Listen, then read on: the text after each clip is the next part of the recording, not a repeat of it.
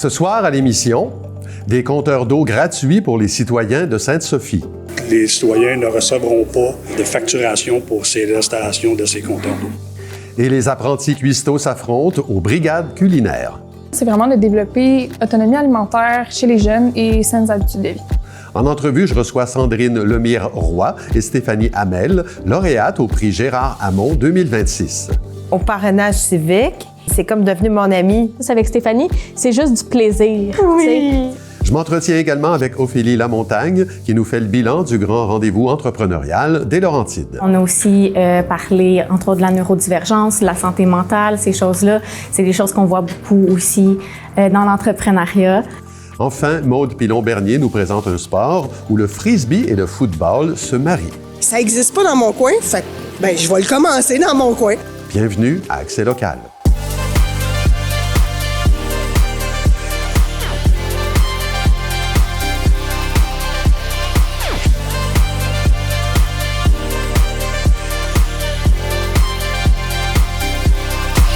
Mercredi 22 avril 2026, bon début de soirée, c'est Claude Desjardins, en compagnie de Clara Maté-Genet. Bonsoir Clara. Bonsoir Claude. Alors, bonne nouvelle pour les habitants de Sainte-Sophie, en tout cas du moins ceux qui devaient installer un compteur d'eau à leur résidence, ils n'auront pas à payer pour la facture. Oui, Claude, c'est ce qu'a annoncé le maire de la municipalité, Guy Lamotte, hier en point de presse. Grâce à une subvention gouvernementale issue du programme de transfert pour les infrastructures d'eau et collectives du Québec, les coûts d'achat et d'installation de l'appareil seront entièrement assumés par la municipalité. C'est quand même une facture qui pouvait s'élever à près de 1 500 $. Ça avait créé beaucoup de mécontentement auprès de la population sophienne qui s'était fait imposer cette décision. Finalement, c'est un changement de critère dans le programme de subvention qui a rendu les dépenses liées au compteur d'eau admissible. On peut écouter à ce sujet le maire de Sainte-Sophie. J'imagine que plusieurs villes au Québec, ils doivent savoir plein de ça. On n'a pas eu à commencer à facturer les gens. Donc, c'est une bonne nouvelle. Donc, les citoyens ne recevront pas de facturation pour l'installation de ces compteurs d'eau. Oui, parce qu'avec cette décision-là, Sainte-Sophie se pliait aux normes gouvernementales. Oui, dans le cadre de sa stratégie d'économie d'eau potable, le gouvernement du Québec a demandé à certaines municipalités de tester en projet pilote les compteurs d'eau. Sainte-Sophie a été visée parce qu'elle consommait en général trop d'eau potable. Ce sont donc toutes les résidences reliées au système d'aqueduc de la ville qui doivent se faire installer le compteur d'eau, ce qui concerne environ 700 immeubles dans le village et dans le secteur du domaine Pinot. Les bâtiments commerciaux ont aussi dû se soumettre à cette règle, tout comme les installations municipales. Les données recueillies pour le moment par ces compteurs sont déjà parlantes. Si les résidences rurales, celles qui ne sont pas raccordées au système d'aqueduc, payent 20 % de la production d'eau potable de Sainte-Sophie, il semblerait que leur consommation est beaucoup moins importante. On écoute à nouveau M. Lamotte.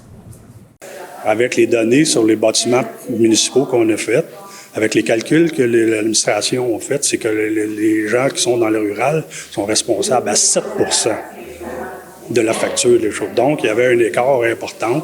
Et justement, Clara, l'objectif des compteurs, c'est de mieux planifier l'utilisation de l'eau potable.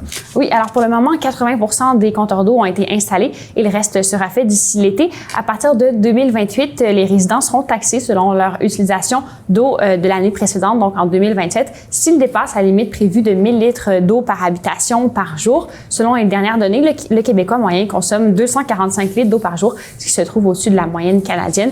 Il est possible pour les citoyens de la municipalité ayant un compteur d'eau de suivre leur consommation par le biais de l'application Ion Water.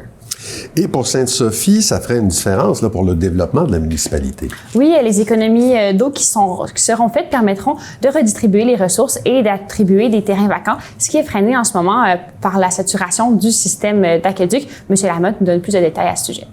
Le nombre de mètres cubes d'eau que le ministère de l'Environnement me permet de puiser dans la rivière, je suis au maximum. Je ne peux pas en puiser plus. Donc, mon périmètre urbain ici au village jamais va s'agrandir. Voilà, Claude. Et donc, M. Lamotte rappelle de ne pas arroser son entrée de garage en asphalte cet été. Ça serait la moindre des choses. Merci, Clara. On se revoit plus tard dans l'émission. Il sera question des brigades culinaires de la tablée des chefs. Oui, à plus tard, Claude. La Fondation Hôpital Saint-Eustache annonce le retour de son barrage routier qui se tiendra ce jeudi 23 avril de 7h à 19h. Cet événement a pour but la cueillette de dons pour soutenir l'achat d'équipements médicaux à la fine pointe de la technologie pour l'Hôpital Saint-Eustache et le maintien d'une offre de soins de proximité performant pour les résidents des Basses-Laurentides.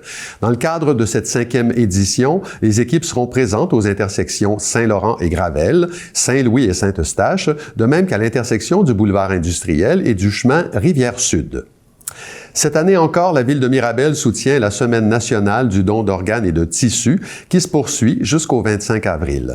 Pour l'occasion, les élus ont assisté au lever de drapeau de l'événement qui arbore le ruban vert du don d'organes devant l'Hôtel de Ville. Ce drapeau remplacera celui de la Ville durant toute la semaine pour sensibiliser la population. En participant à cette initiative, Mirabel souhaite encourager les citoyens à s'inscrire comme donneurs. Le Regroupement québécois du parrainage civique profite de la semaine de l'action bénévole pour annoncer la remise de ses prix Gérard Hamon 2026, un geste qui lui a permis de souligner l'engagement d'une marraine, Sandrine Lemire-Roy, auprès de sa filleule, Stéphanie Hamel. Ensemble, elles ont remporté la 2e place de ce concours annuel. C'est un plaisir de les accueillir. Bonsoir à vous deux. Bonsoir! Alors, félicitations d'abord. Le concours de cette année avait un thème qui était en forme de question. Qu'est-ce qui illustre le mieux votre jumelage? Qu'est-ce que vous avez répondu à cette question-là? Stéphanie, peut-être d'abord? Ce que j'ai répondu à cette question-là, c'est que Sandrine, ma marraine, répondu à cette question-là au parrainage civique.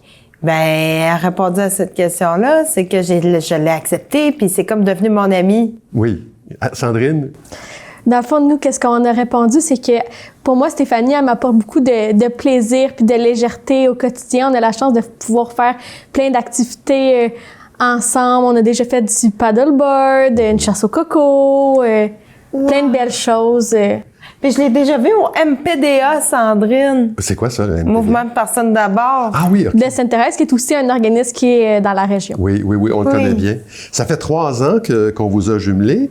De quelle façon ça commence, ça, un jumelage? Est-ce que vous devez vous choisir? Est-ce que vous devez vous apprivoiser? Comment ça marche?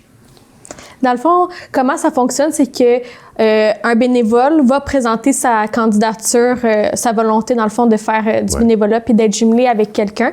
Puis il nous explique comment ça fonctionne. Dans le fond, l'implication minimum, c'est de 3 heures par mois. On présente un peu... mois? Oui. OK. Fait que c'est très accessible là, quand même pour une personne qui travaille à temps plein ou une personne qui peut être à la retraite. Fait que puis après tu vas dire qu'est-ce que toi t'aimes comme intérêt pour essayer de trouver une personne qui a des intérêts similaires aux tiens aussi pour pouvoir avoir des sujets à échanger puis faire des activités ensemble. Puis après ils vont vous présenter plusieurs profils qui pourraient correspondre aux vôtres. Puis après vous allez rencontrer cette personne-là puis on va regarder si ça fonctionne ou non. OK. Et qu'est-ce que vous faites ensemble? C'est quoi les activités que vous faites? Les activités qu'on fait ensemble, on est allé voir un film, je vais chez Sandrine vient chez moi, on est allé au Randolph, elle est venue se baigner chez moi, dans ma piscine, jouer dans ma cour, on a fait des bracelets, on est allé au café céramique, on est allé... Vous faites, dans le fond, ce que des vrais amis font dans la vie. Oui, exactement. Ça, quand on parle d'amitié, là, c'est pas juste pour faire joli, là. C'est une vraie amitié. Ah qui existe entre vous, oui. On est allé voir des spectacles, moi puis Sandrine. Oui. Quel spectacle? Une fois, c'était Marimé, puis une fois, c'était un humoriste à Laval. OK. Bien, étais-tu drôle? Oui. Est-ce que dans toutes ces activités-là, il y en a une que vous préférez toutes les deux, là? Bonne question. On a vraiment fait des activités différentes. On n'a pas vraiment reproduit une même activité 2 fois, mis à part le cinéma. Mais le paddleboard, on avait vraiment eu beaucoup de plaisir. Ah oui? Puis une fois, on est allé à une chocolaterie à Rosemère. OK. Oui, aussi, c'est vrai. On avait dégusté des chocolats. Ça me rappelle des souvenirs. Oui. Oui, puis on vous voit, en tout cas, il y a une photo qui circule de vous deux avec un cornet, là, donc j'imagine que vous êtes gourmande aussi. Ah oui! Ça, c'était un spectacle à Laval quand on avait été voir les humoristes, je pense. Oui! Sandrine, vous travaillez, vous, avec une clientèle DI, TSA. Vous dites que votre amitié avec Stéphanie vous motive à continuer ce travail-là. Qu'est-ce que vous voulez dire par là? Bien, dans le sens que, dans le sein de mon travail, je travaille pour le CIS des Laurentides pour, auparavant, on appelait ça le FLORES, là, fait que en déficience intellectuelle, trouble du spectre de l'autisme. Puis, dans le fond, c'est sûr que, au quotidien, bien, c'est plus des interventions, faire des plans d'intervention, des notes chronologiques, versus avec Stéphanie, c'est juste du plaisir. Oui. Fait que je trouve que ça me motive à continuer puis à avoir la face positive aussi de la chose. Oui, là. oui. En tout cas, on a juste à vous regarder pour comprendre qu'il y a vraiment une réelle complicité entre vous deux. C'était très beau à voir. En terminant, je souligne qu'il existe actuellement 1000 jumelages comme le vôtre au Québec. L'envers de la médaille, c'est qu'il y a 700 filleuls qui sont en attente d'un parrain ou d'une marraine. Alors moi, je lance un appel aux gens. Vous voyez que ça peut être bien le fun. Les renseignements se trouvent sur le site web du parrainage civique.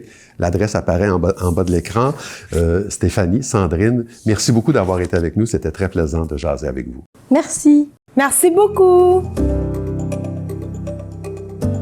Le maire de Sainte-Anne-des-Plaines, Jean-René Labelle, de même que les membres du conseil municipal, ont annoncé lors de la dernière séance la nomination de Michel Séguin à titre de directeur général en remplacement d'Alain Cassista qui a quitté en mars dernier.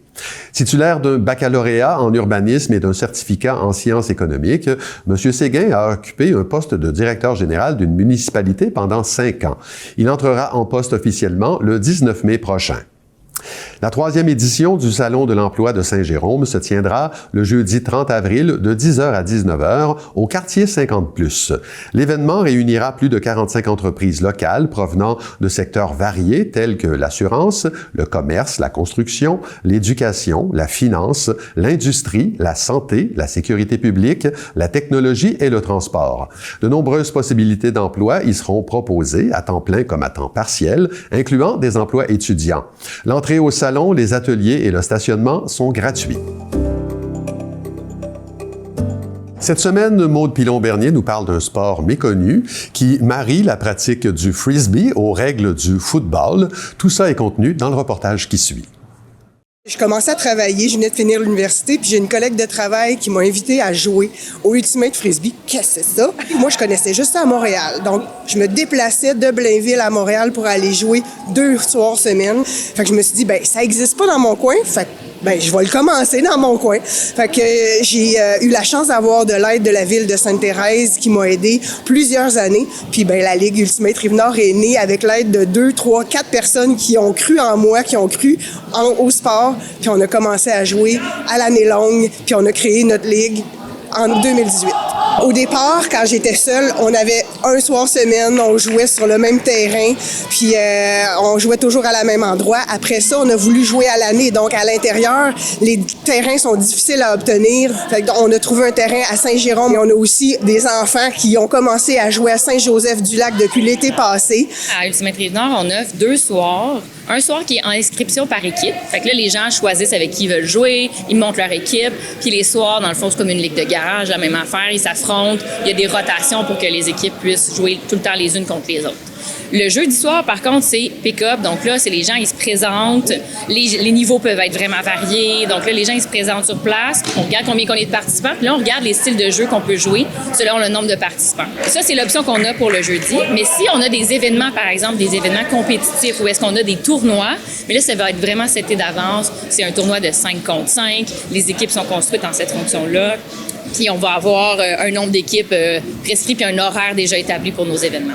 D'ailleurs, on en fait un tournoi de 4 contre 4 qu'on fait à l'automne. On est vraiment fiers de ce tournoi-là qui s'appelle le Pantouflard. Ça, c'est un événement qui est compétitif. Donc, c'est vraiment des équipes qui vont vouloir performer. C'est pour le niveau adulte. Le junior, ça fait quelques années qu'on a ouvert un premier groupe. Puis là, cet été, on veut ouvrir un deuxième groupe de 7 ans à 12 ans, plus 13 à 17 ans.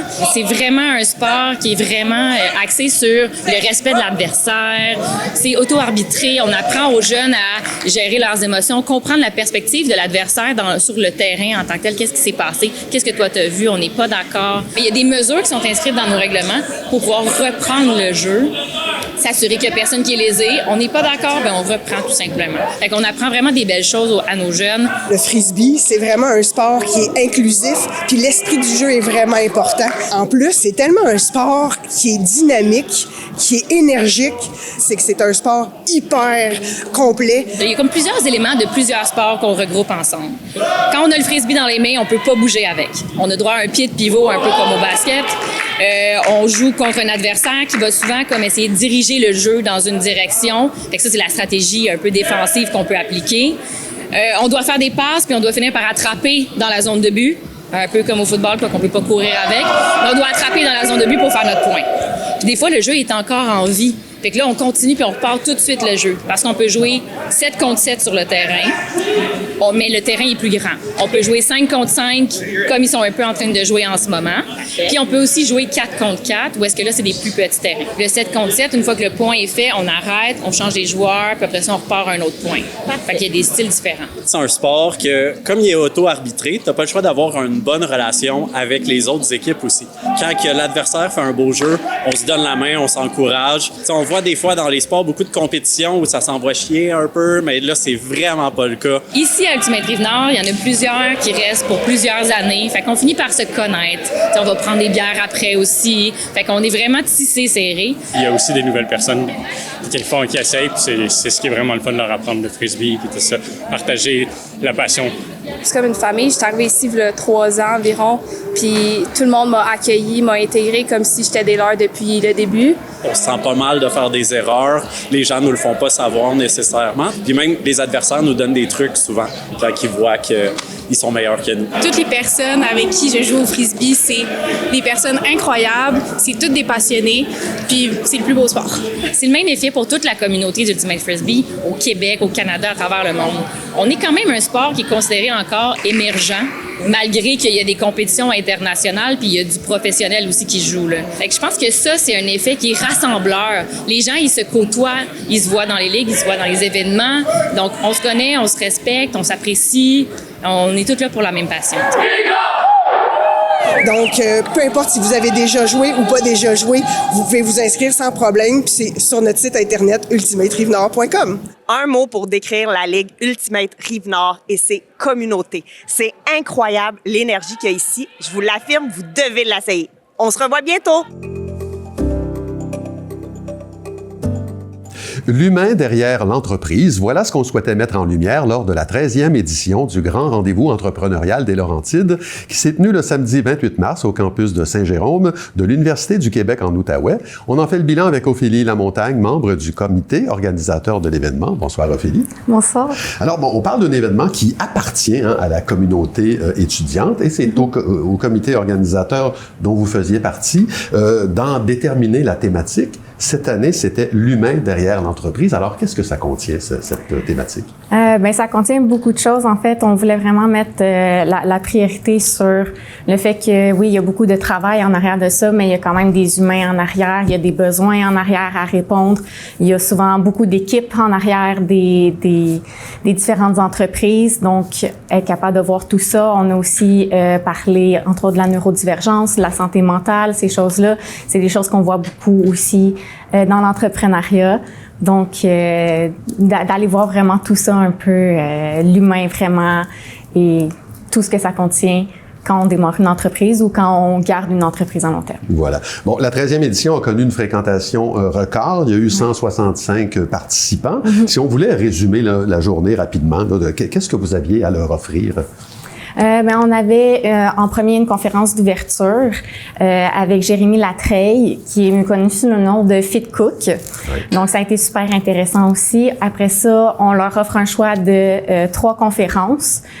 Après ça, on a le dîner, un deuxième choix de 3 conférences et on finissait avec notre conférence de fermeture qui était avec Étienne Boulay, donc son parcours un peu entrepreneurial avec le football, la dépendance aussi qui vient là-dedans. Donc, un peu comme justement tout le parcours de l'humain en arrière de l'entreprise, qu'est-ce que ça prend un peu pour pouvoir être capable de se lancer en affaires. On se fait une idée là, de ce que doit être ou ne pas être un ou une entrepreneur, et tout me porte, moi, à penser que cet événement-là a fait tous les efforts voulus pour s'éloigner de certains clichés. Est-ce que je me trompe? Non, vous vous trompez pas. Non, effectivement, entre autres avec nos conférenciers ouverture-fermeture, montrer un parcours qui était pas nécessairement typique. Ouais. Puis ils l'ont mentionné des fois aussi pendant leur conférence, comme de quoi ils n'ont pas nécessairement un parcours typique, ce n'est pas nécessairement le chemin à suivre, mais que dans le fond, tous les entrepreneurs ont leur propre chemin et c'est souvent par essai-erreur que tu te rends là, par continuer la persévérance aussi.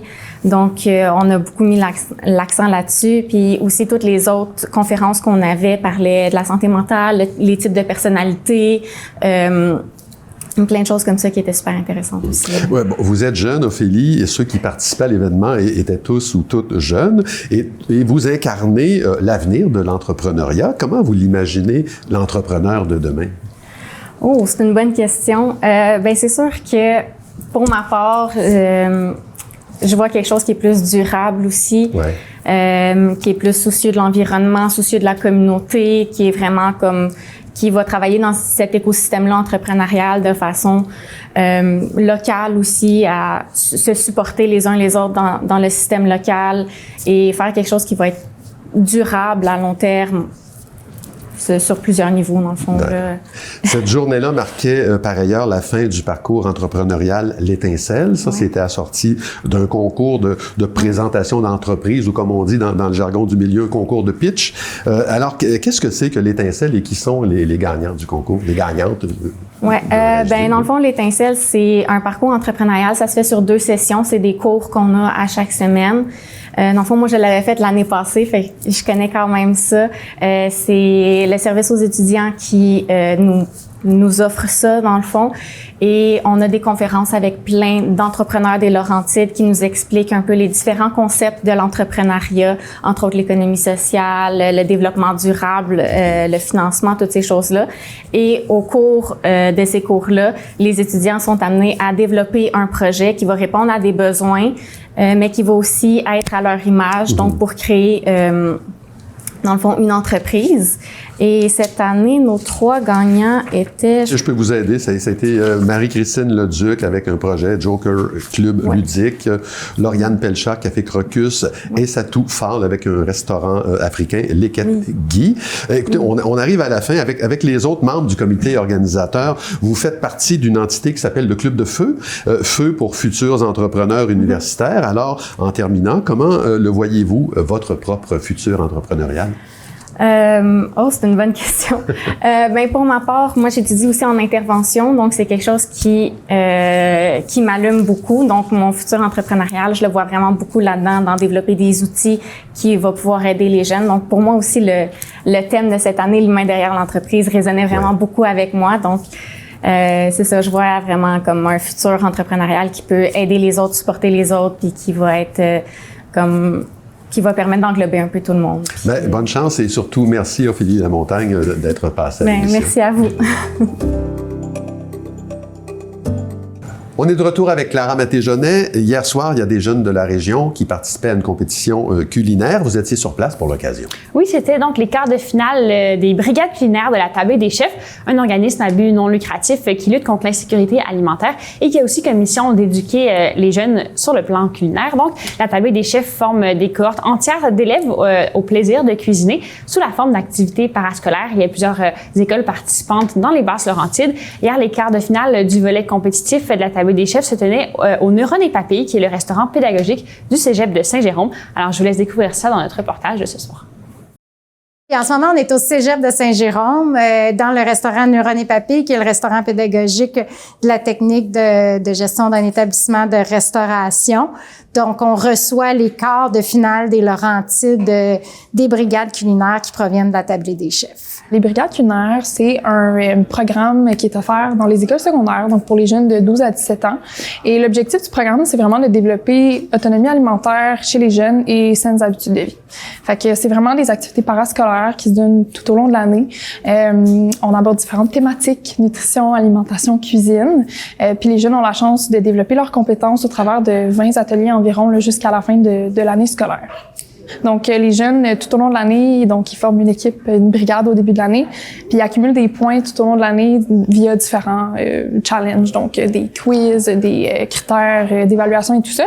Puis à la fin de l'année, donc, la brigade qui a comme le plus de points, elle va comme représenter son équipe pour les compétitions régionales qu'on organise un peu partout au Québec et au Canada. Fait que, tu sais, c'est vraiment une occasion pour les jeunes un peu de se dépasser, de développer leur esprit d'équipe, collaboration, leadership, tout ce qui est vraiment la motivation aussi au travers de l'année scolaire là, qui peut être un peu difficile. Fait que voilà, fait qu'en fait, on a plusieurs paliers de compétition, on a des huitièmes de finale, des quarts, des demi-finales. Ça a lieu partout au Québec et au Canada. C'est vraiment un volet un peu bonus du programme. Donc, c'est vraiment offert aux écoles qui veulent s'inscrire, c'est pas obligatoire. Puis on a une grande finale qui a lieu à Montréal, à l'ITHQ.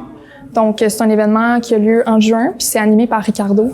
Donc, bel événement. Puis les jeunes ont la chance quand même de gagner un très beau prix cette année. Là. Ils ont la chance de gagner un voyage à Paris, un voyage gastronomique qui est organisé par la Table des chefs. Fait que c'est un peu ça les étapes du programme. Ces jeunes-là, c'est des futurs finissants, s'ils sont en 3e, 4e ou 5e secondaire, ou même s'ils sont plus jeunes. Et comme ils ont un goût pour la cuisine, ben peut-être qu'ils ont un goût de devenir peut-être gestionnaire d'un établissement de restauration, d'un établissement d'alimentation.